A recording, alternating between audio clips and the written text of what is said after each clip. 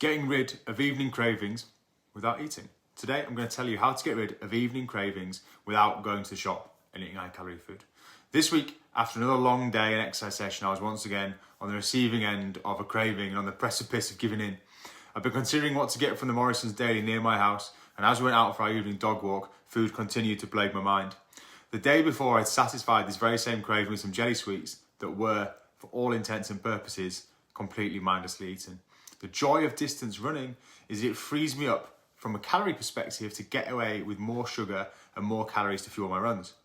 The negative of distance running is that it frees me up to consume more food without being mindful. I don't like these decisions because I want food to contribute to my life.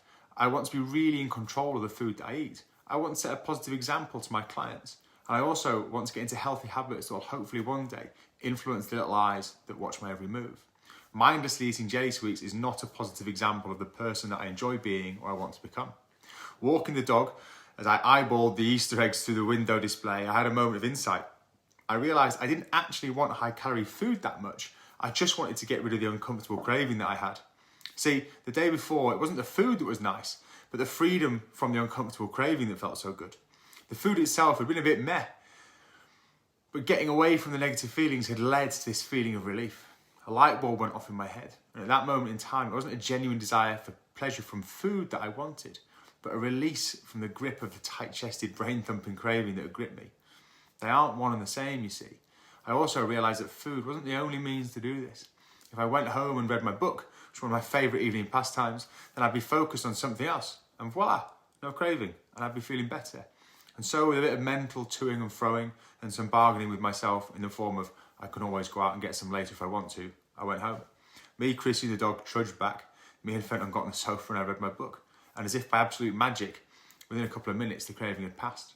The thoughts of food had dissipated, the physical symptoms that had seemed so solid loosened and melted away. The important point being here is the magic isn't in the book or the reading of it. Everybody already knows that you can distract yourself from eating. But that's not enough to stop 99.99% of evening snacking. It's the moment of the Easter egg-induced insight, being able to see things from a different perspective at that pivotal moment, and then responding to the situation. A response is choosing how to act. A reaction is a habit that I'm subconsciously deciding.